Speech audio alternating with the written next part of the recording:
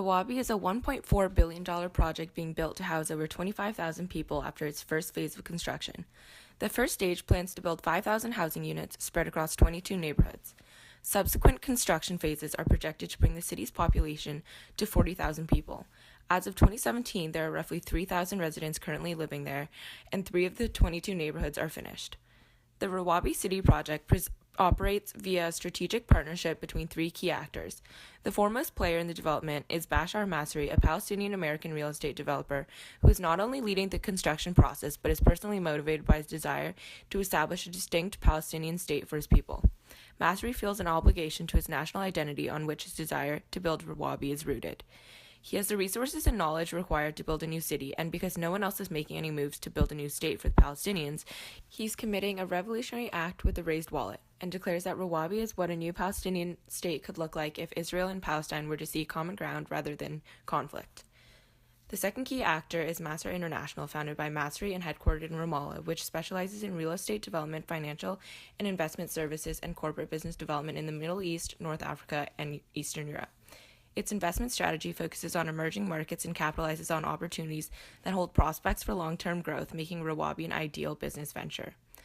Masri aspires for Rawabi to become a normal place for Palestinians to live as freely as Israelis do in Jerusalem, arguing that they deserve to live like normal people until the situation is normal.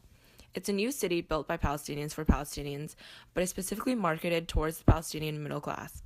Features of the city that display targeting of this specific demographic include the Rawabi English Academy, a mosque, plans for a church for the 10% that are Palestinian Christian, a 15,000-seat amphitheater where international artists have performed, and a shopping center. Investors in the Q Center hope that by carrying international brands, it will attract the international community, investment from IT companies, and wealthy Palestinians who often go to Jordan to shop, which will all in turn strengthen the Palestinian economy. The third key player and the main benefactor of the project is the state of Qatar. In 2008, Beatty Real Estate Investment Company, a subsidiary of Masr International, valued the project at $800 million, thus prompting the real estate investment company, Qatari DR, to put up 2/3 of the money. However, although the oil-rich emirate officially forged a partnership with Masr International, its commitment wavers because until there's peace in the region, there's little prospect for profit. In order to explain the factors driving the creation of Rawabi Palestine, it is important to investigate the history of the region and recognize the conflict that continues to take place. The Israel-Palestine conflict, which has been ongoing since the late 19th century, has its roots in ethnic nationalist movements with religious undertones. Within the context of a two-state solution, the map has constantly shifted, with Israel controlling an increasingly large amount of territory. Even within the Palestinian West Bank, 126 Israeli settlements have been constructed, despite being illegal under international law, and this has further weakened Palestinian sovereignty, and the region has been occupied for over 50 years. Plopped down in the middle of this hornet's nest, Rawabi is, quote-unquote, the counter-narrative in the forever conflict in which Palestinians are often portrayed as terrorist or victim, living in refugee camps or dusty villages. According to the developer of Rawabi, who is invested in the project not only to make money, but also out of a sense of responsibility to his fellow citizens, we will live like normal people until the situation is normal. Rawabi, then, is perhaps a model of what a new Palestinian state could look like.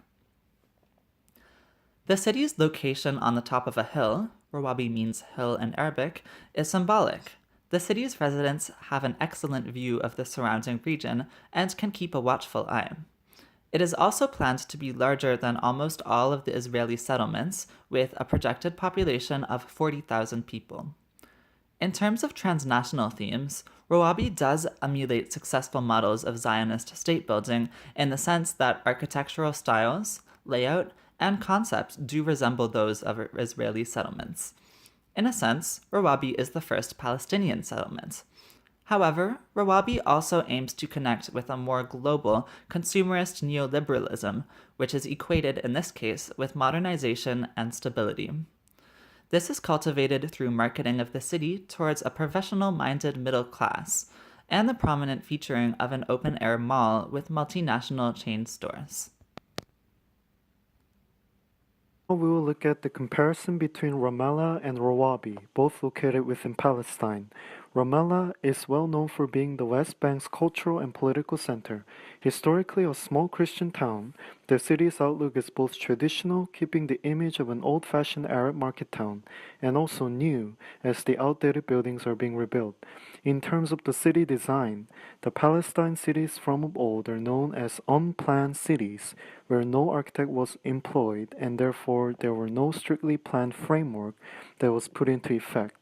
They are called natural cities and have closely built centers and houses sharing walls and the narrow alleyways.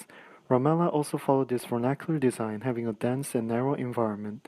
On the other hand, Rawabi is a new green satellite city located 9 kilometers from Ramallah and is the first planned city in Palestine. Radically moving away from the traditional vernacular design, Rawabi is planned to be built using modern design, having uniform and high-rise buildings. This is to get rid of the common misconception that all Middle Eastern cities are traditional and not evolving. Rawabi could attract many new residents and visitors as more and more unplanned Palestine cities are seen as unsustainable and chaotic, especially with the rise of urbanization. And finally, Rawabi plans to offer more affordable apartments to middle and upper middle class residents than Ramallah, and that is why some families have no choice but to consider Rawabi as their next home. Another key issue area that impacts Rawabi's overall viability is its livability factor. To be a successful city, Rawabi needs to create employment for the subordinate Palestinian population that has faced significant underemployment in Israel. As the project is in fruition, there is no sign of any significant foreign investments to create a labor market or specific industries within Rawabi itself. As a result, this becomes a pinnacle issue in which the majority underemployed population will continue to be part of the lower end of the social hierarchy. Currently, the poverty rate gap that exists between the Palestinian minority and the Israelis is quite significant, as the Palestinian poverty rate in 2010 was up towards 55% in comparison to the 22% that the Israeli population is facing. So this begs the question, is Bashar al-Masri placing too much emphasis upon spurring rapid development with the attraction of significant foreign investments by companies for its citizens? In continuation with the livability factor, it is also important to denote who this project is going to attract. With housing and the cost of living being unaffordable for the majority of the population, it also begs the question, is it really a settlement for the aggregate Palestinian population? According to recent statistical data, the GDP per capita for Palestinians is around $2,000, which clearly indicates that the project is not in line with the financial capabilities of the Palestinian people, as the cost of living far exceeds their aptitude for spending.